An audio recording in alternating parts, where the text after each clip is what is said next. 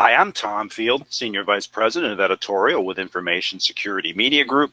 Welcome to today's session entitled The New Number One Cyber Threat, Attacks on the Applications That Power Your Business. Your presenter today is Franklin Jones, Chief Marketing Officer with Sequence. Now, before I turn this over to Franklin, let me give you just a bit of background on today's session. In today's hyper-connected organizations, you depend on externally facing web, mobile, and API-based applications to connect with customers, partners, suppliers, and employees. These strategically important applications support business processes and enable you to create an extended, efficient digital ecosystem. Unfortunately, these same applications have become primary targets for two vastly different but equally dangerous types of cyber attacks. Successful application breaches can lead to financial fraud, stolen intellectual property, and business disruption. Sequence Security recently conducted two separate research projects with Ponemon Institute and Osterman Research, which provide insights into these attacks and defense strategies at nearly 900 organizations across the U.S. So in this session today, you're going to learn what the two cyber attacks are and how they're dangerous, how they're impacting your peers, and what you can do to protect your hyper-connected organization. I do want to take just a moment to tell you about my organization, Information Security Media Group. We currently publish more than 24 international media sites. We have Bank Info Security and CU Info Security for financial services, Gov Info Security for the public sector, and Healthcare Info Security for the medical community. We also publish Info Risk Today about information risk management, Data Breach Today about breach prevention and response, and Careers Info Security. Each of these sites is dedicated to providing education and news regarding information security, but specifically tailored to their individual sectors. With over 750,000 members registered to our sites, we've created a true information source that tackles the key issues of interest to our unique audience. Just a few notes of housekeeping, please. If you have any questions for Franklin during the course of this session, you can submit them anytime via the chat window that you see on your screen. If any of you should experience technical issues while viewing today's webinar, then please dial the number on your screen. If you dial extension 107, we do have technical support staff standing by to help. Also, I need to emphasize, the content being presented in today's webinar is copyrighted material. As such, it's meant for today's session and individual study purposes only.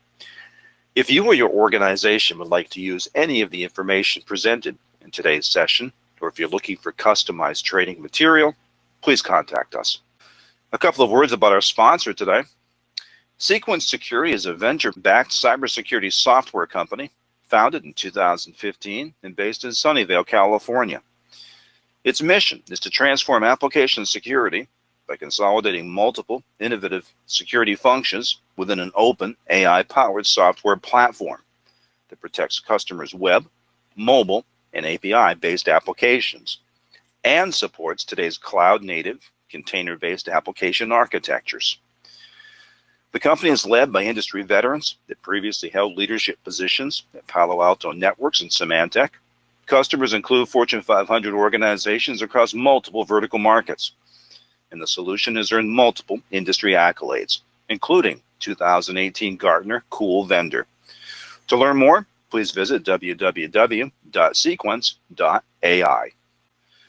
And of course, it's my pleasure to introduce Franklin Jones. He currently serves as CMO for Sequence. He's been involved in innovative cybersecurity startups for more than a decade. Prior to joining Sequence, he held CMO positions at Bromium, Spike Security, and Cyfort. He also was with Palo Alto Networks for 5 years, starting in 2007, helping the company create a leadership position in the next generation firewall market. With that, it's my pleasure to turn this over now to Franklin Jones. Franklin, the show is yours. And thank you, Tom, for that introduction and setup. So as the title suggested and Tom iterated, we're going to focus on a couple critical application security problems and how they're impacting a lot of today's businesses. A little bit about the agenda. I'm going to focus on problem number 1 and problem number 2, and I'll define both of those in just a moment and talk to you about why these are becoming such big problems for today's hyper-connected organizations. As Tom mentioned, we also did a couple of interesting research projects very recently that I'll share some top-line results with you. As it turns out, everybody's dealing with these two problems. So if you hear the discussion here and you can resonate with this, just know that you're not alone. These are two problems that are affecting just about every hyper-connected organization today. But we're not going to leave it there. We're going to talk about how to solve the problem. First, looking at some of the legacy security strategies that could be considered, and there's pros and cons to some of those. And then we'll briefly introduce you to the Sequence security solution. Last point is, I know we blocked out an hour for this, but my goal is to give you a time rebate, and I think we're going to be able to do that. So we're probably going to get closer to 30, 35 minutes, I'm guessing. And with that, let's jump into it.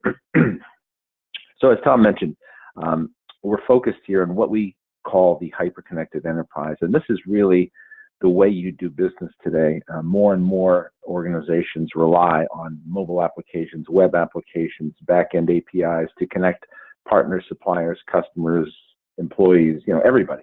And there's obvious benefits there because it eliminates the traditional boundaries in terms of how you do business, both in terms of time and distance, which is great. And it really creates a much larger market opportunity for organizations that can leverage the internet to do that.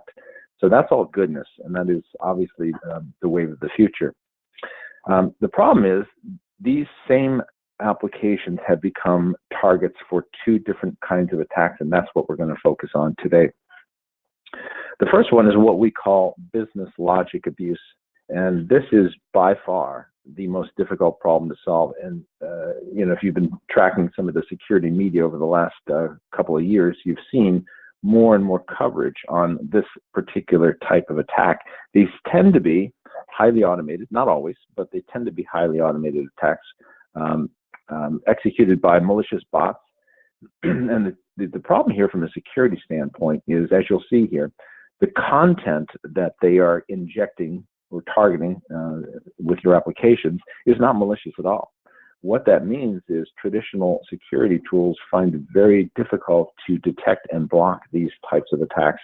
And we'll show you why and how you can deal with that as we move forward. So we're going to start with that one. However, the second kind of attack is one we're probably more familiar with, and that is exploiting the vulnerabilities of these applications. And by the way, all of these applications have some vulnerabilities. It's just the way it is. I just saw a note today from Microsoft. It's Patch Tuesday. I know we're all celebrating that. And so Microsoft announced a lot of fixes that are going to be made to their applications as well. So this is a common thing.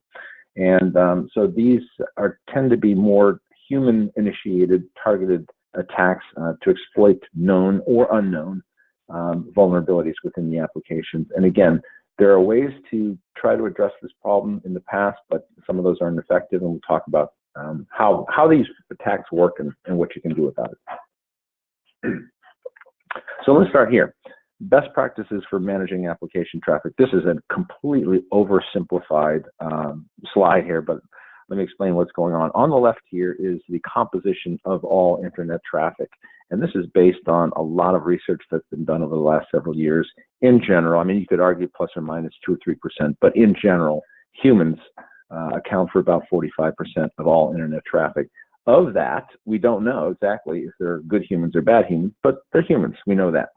On the other side, we know that bots now account for 55%, roughly, of all internet traffic. And we actually are able to determine 20% of those are good bots, about 35% are bad bots.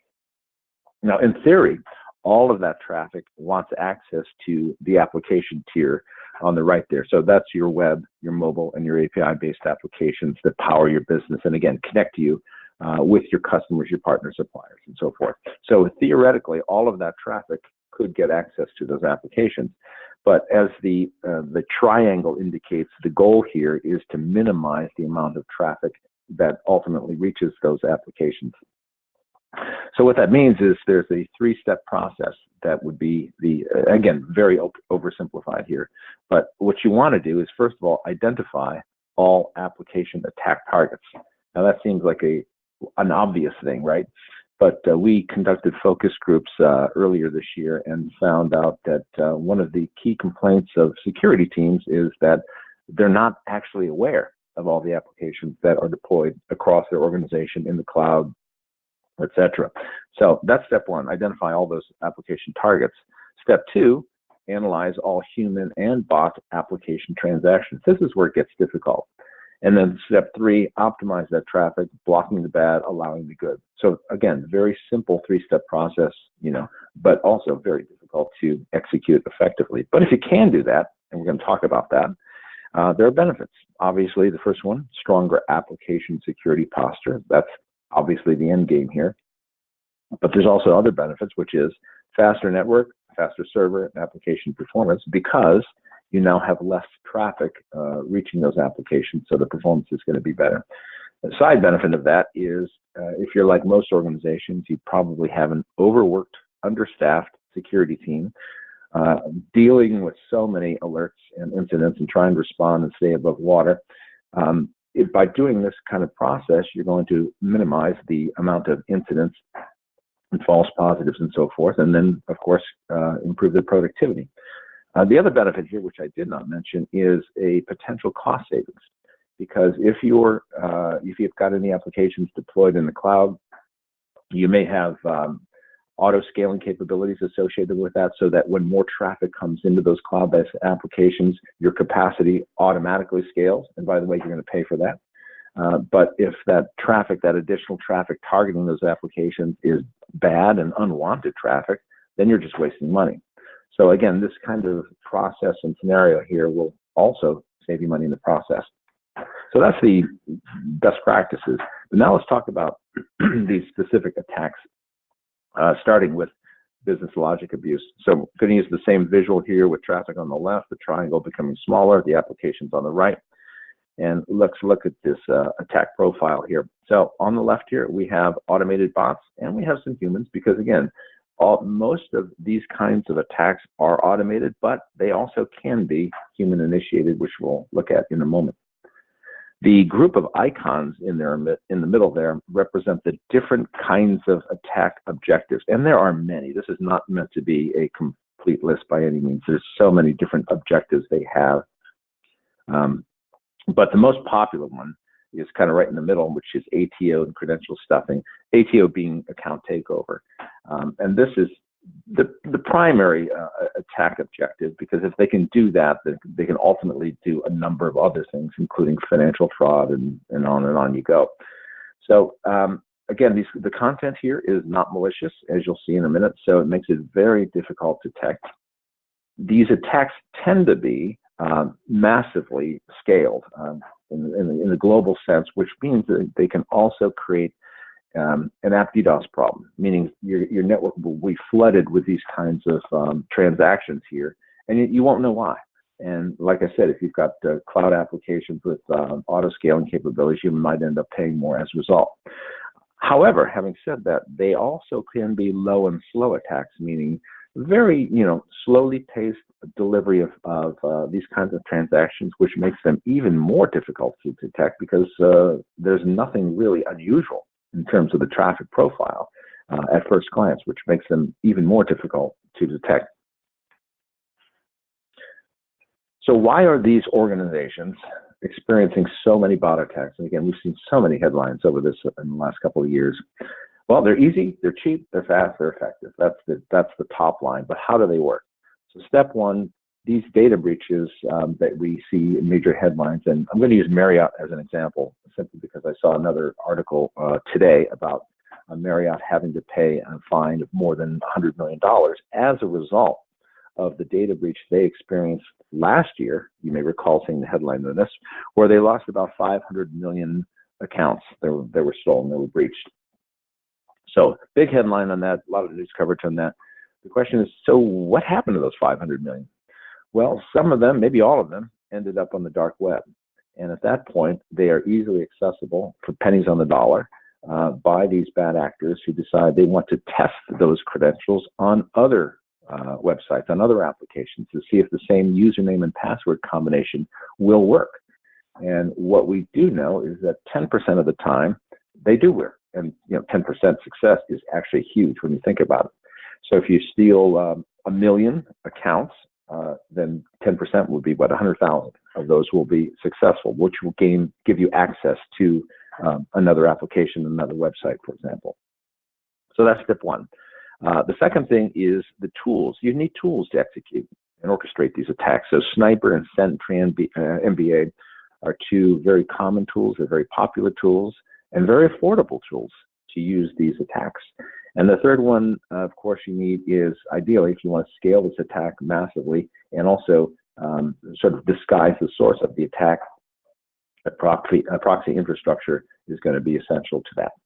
So if you do that, let's say this guy, this bad actor in the middle, then has all these tools, the credentials, the infrastructure, launches the attack with, again, on the right there, many, many different account objectives, or attack objectives, I should say. And it varies on what they want to do and what they want to achieve, but the common scenario is those three requirements on the left: the credentials, the tools, and the infrastructure. Without that, you can't do it. So let's take a closer look at these. So let's start with the breach level index. If you're not familiar with this website, but this is kind of a cool website because they continually update the total number of data breaches and records that have been stolen, in this case, as the screenshot shows, since 2013. And in this case, more than 14 billion, with a B, records have been stolen. That's more than the population of planet Earth, which tells you that it's more than likely, it's obvious that the people will have multiple contact details for different applications, many of which are now on the dark web and available for access by these bad actors to launch these automated bot attacks. So that's where they get the credentials from. Now the tool, I mentioned Sniper, great example of an affordable tool. $20. $20 gives you access to this tool to orchestrate and launch your attacks. And this was actually a screenshot from their website, and they're pretty straightforward and open about it. And they also promote one of the interesting benefits of using Sniper, and that is the opportunity to leverage their pre-configured attack files, which is actually kind of cool. Saves you a lot of time if you want to target specific companies. So, for example, here's a list of the various companies or organizations that you can attack if you choose to, and I'll highlight some of these here so you can see some familiar names. So JetBlue, HBO, Facebook, Louis Vuitton, Subway, et cetera, So if you're an attacker, you can use these pre-designed configuration files to really accelerate the process of orchestrating and launching your attack, which makes it quite simple. So you can get the idea. This is why we're seeing so many of these automated bot attacks. It's fast, it's easy, it's simple. Pretty much anybody can do it. And the third thing you need, of course, is that proxy infrastructure to disguise the source of your attack and massively scale your attack. One of the tools that some attackers will use is Smart Proxy, and gives you access to more than 10 million residential proxies and cloud IPs across more than 190 countries. So you can imagine if you're a security team and all of a sudden you see traffic coming in from 190 different countries, and you're trying to figure out the source of all this. Good luck, because this is in a way to disguise the source of the attacks and really scale the attack on an affordable basis and obviously on a massive basis. There are also non-automated attacks. So here's a interesting screenshot of a human attack farm, if you will, in Indonesia. Check out the way these guys are dressed. It's clearly a sweatshop, no windows, dimly lit, and they pretty much have all the screens are the same, if you can take a look at those. And what these guys typically do is create fake accounts, steal gift cards, but also do fake reviews, which is becoming a huge problem as well. In fact, a friend of mine about 3-4 months ago bought some earbuds on Amazon, and actually, let me just go to the next slide to kind of highlight the problem here. On Amazon, and Amazon is one of the many companies who's having problems with fake reviews, and they've been very open about it. But because of these guys in Indonesia, for example, that create these fake reviews. So this friend of mine bought these earbuds because they were highly rated on Amazon. They were like 4.8, and they were very inexpensive. And he thought, wow, must be good. Great reviews, low price. So he bought them, and they fell apart within a week. So that's one example of how a fake review can, obviously help companies that don't deserve to be helped. But as a result of that, we now have at least these two websites, Review Meta and FakeSpot, where you can, if you're suspicious on Amazon or Best Buy or Sephora or Walmart or any of the companies you can see on the lower right there, copy the link, insert it on this site, and they will tell you, they'll give you a rating of whether it's, you can have confidence whether the review is valid or not. So this is how bad this situation is becoming. We now have websites designed to spot fake reviews. So it's a huge problem, and it goes back to both automated and human-initiated bots. Okay, second type of attack is one we're more familiar with, and that is exploiting the vulnerabilities of applications associated with web, mobile, and API-based services. So typically, the web application firewall is deployed to solve this problem, but as you'll see in data, I'll share with you in just a moment here, these WAFs are becoming increasingly ineffective. And the other reason that it's becoming a bigger problem is DevOps, and not to criticize DevOps at all, but they continually make changes, and sometimes the security teams can't keep up. Having OWASP support is good in your WAF, of course, but if that's a checkbox as much as anything for compliance, and it's not really solving a lot of these problems.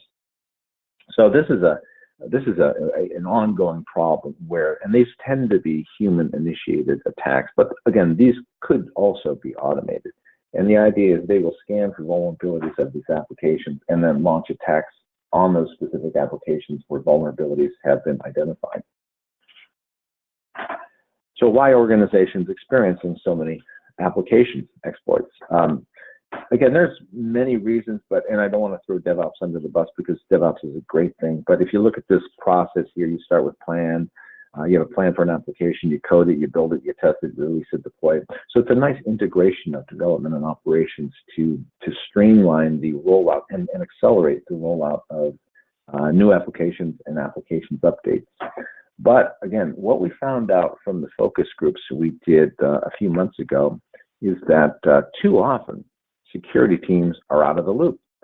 And so when these applications are deployed and then later attacked, security teams aren't even aware that the applications were deployed. Where are they deployed? What application? How should I protect them?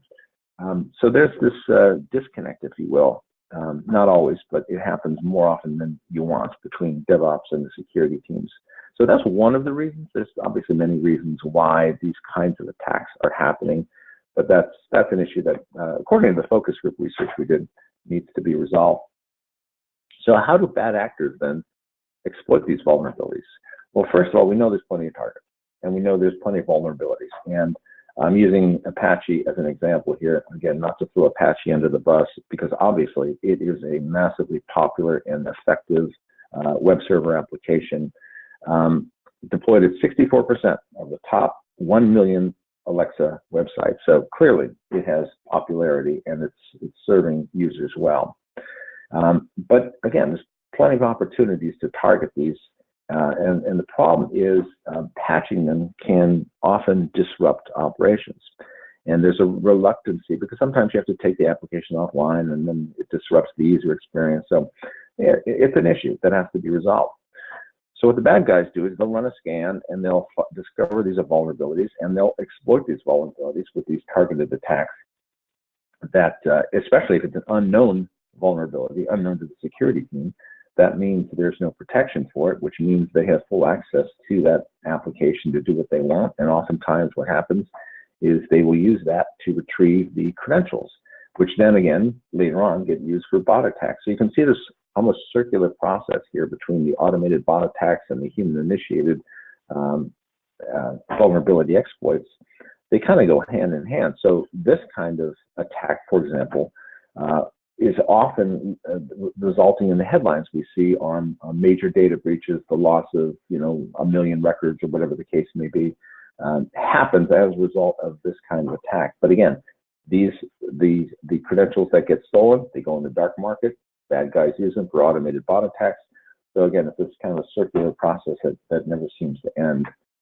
And it's affecting, all hyper-connected organizations. And we know this because, as Tom mentioned, we recently conducted 2 independent research projects with the Ponemon Institute and Osterman Research. Osterman focused specifically on malicious bot attacks, and Ponemon focused on these vulnerability exploits. In total, we talked to more than 800 organizations across the U.S. And one of the questions we asked them, by the way, is how many applications do you have? How many web, mobile, and API-based apps do you have, both on-premise and in the cloud?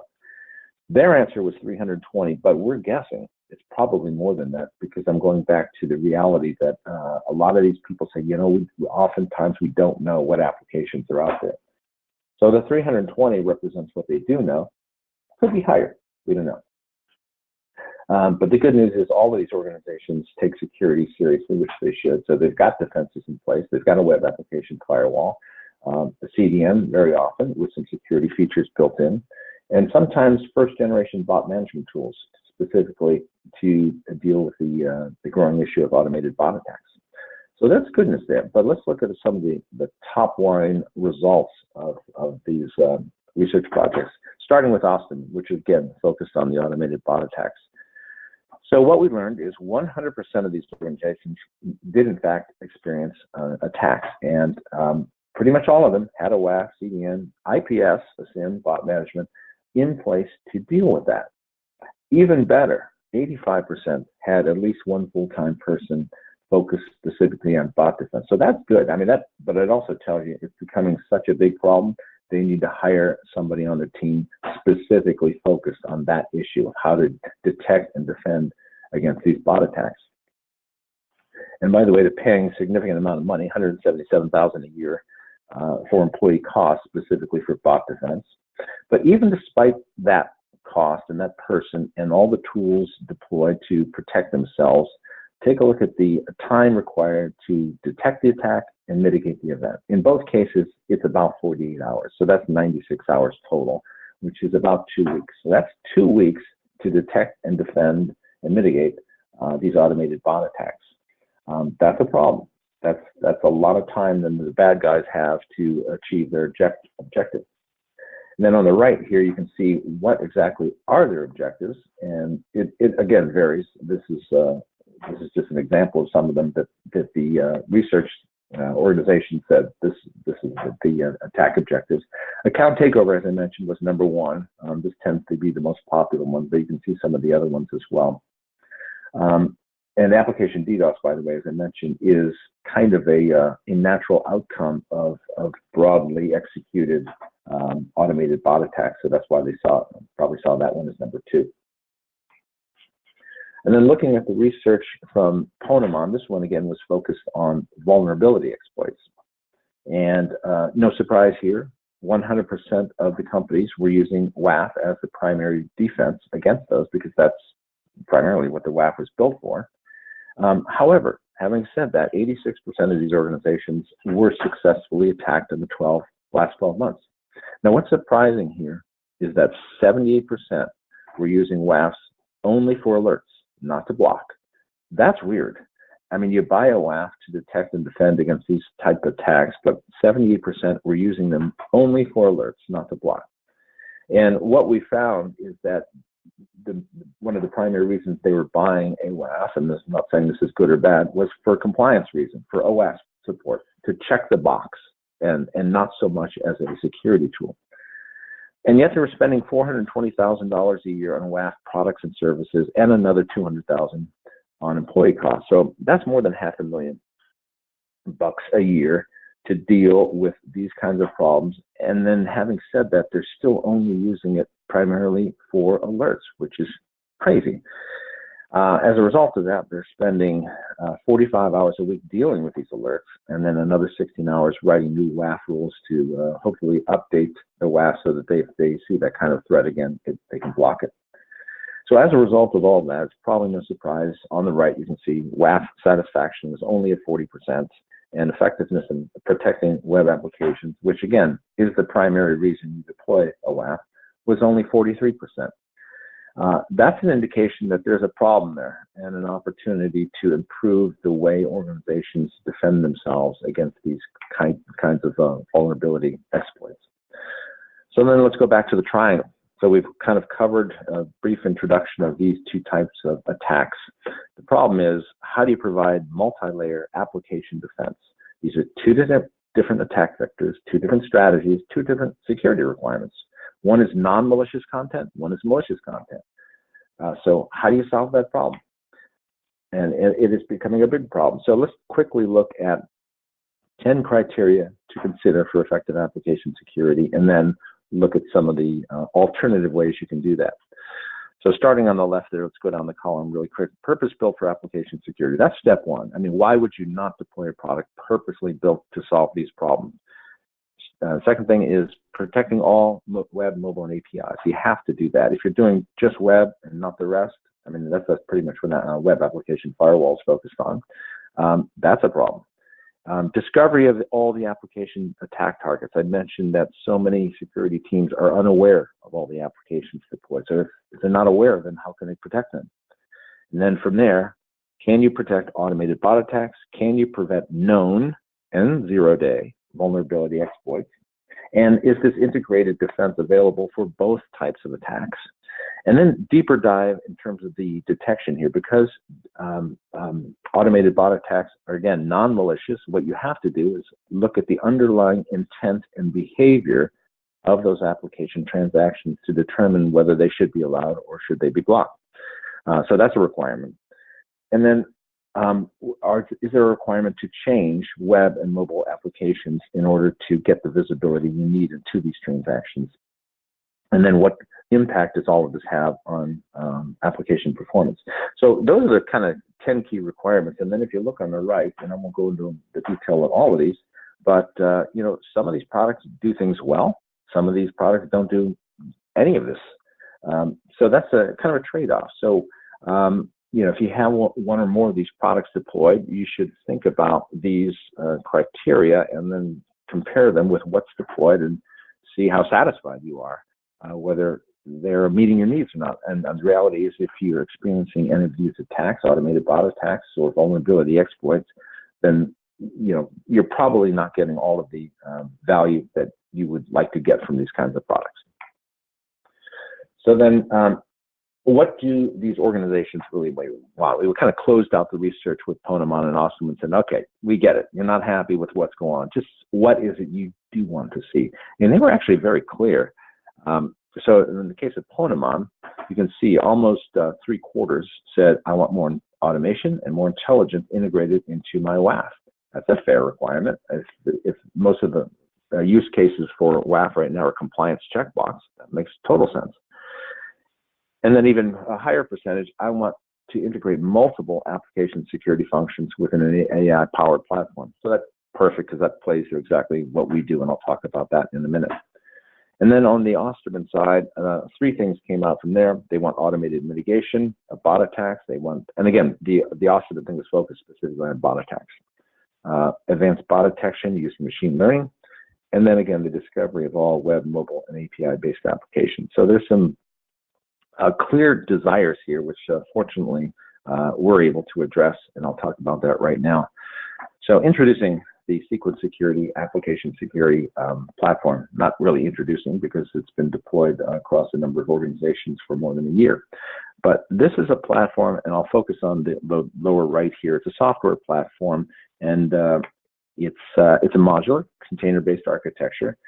And this can be deployed wherever you need it to be deployed. So if you have applications on-premise, in the cloud, hybrid cloud, wherever, doesn't matter, we can protect those applications.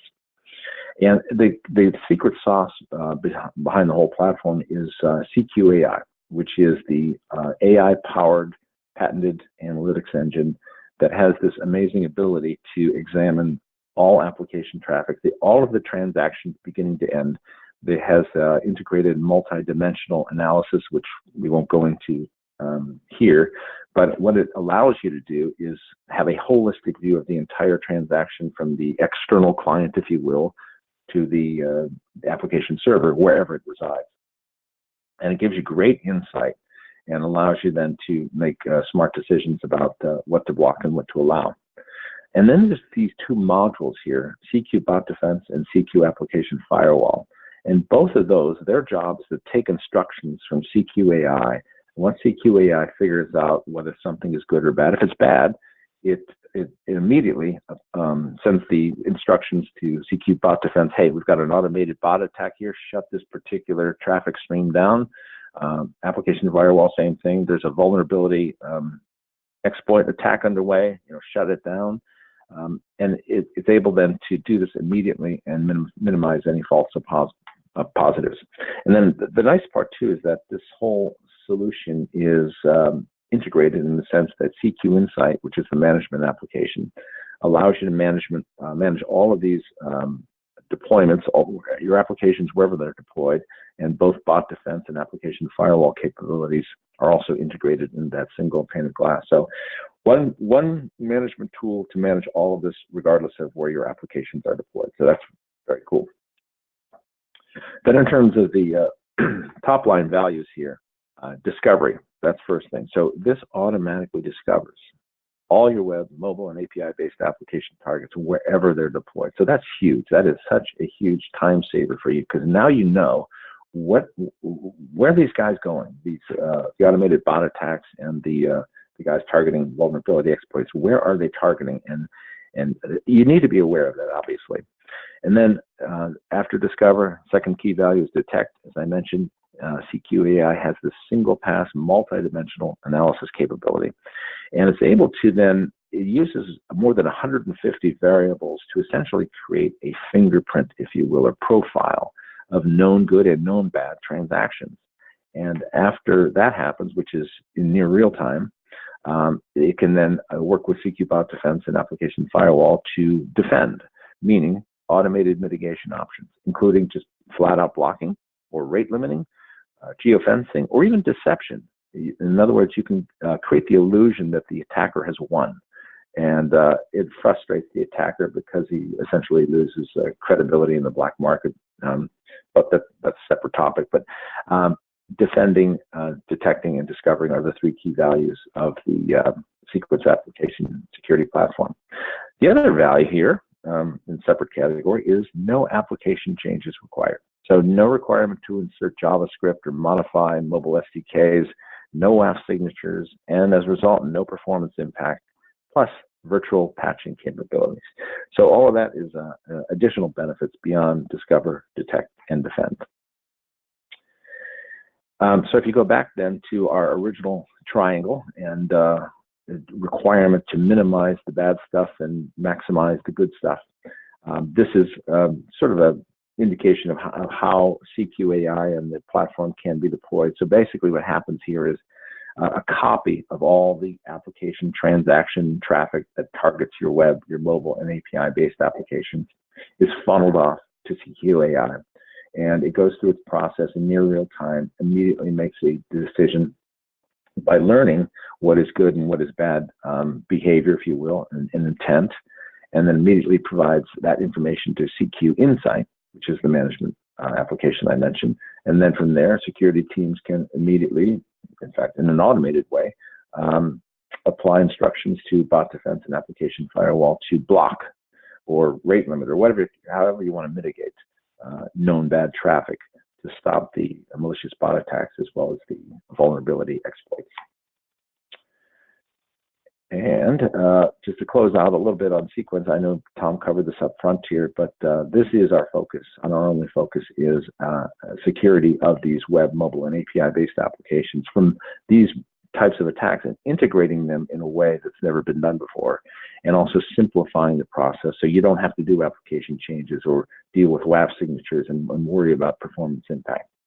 And as you can see there, we've received some accolades from various sources over the last year or two, so we're very pleased about that. And I think that is it. Oh, one last thing. I want to encourage you to think seriously about not just scheduling a demo, but if this is something you can relate to in terms of these attack types potentially impacting the applications that power your business, talk to us about a POC, because you'll be amazed at what you see.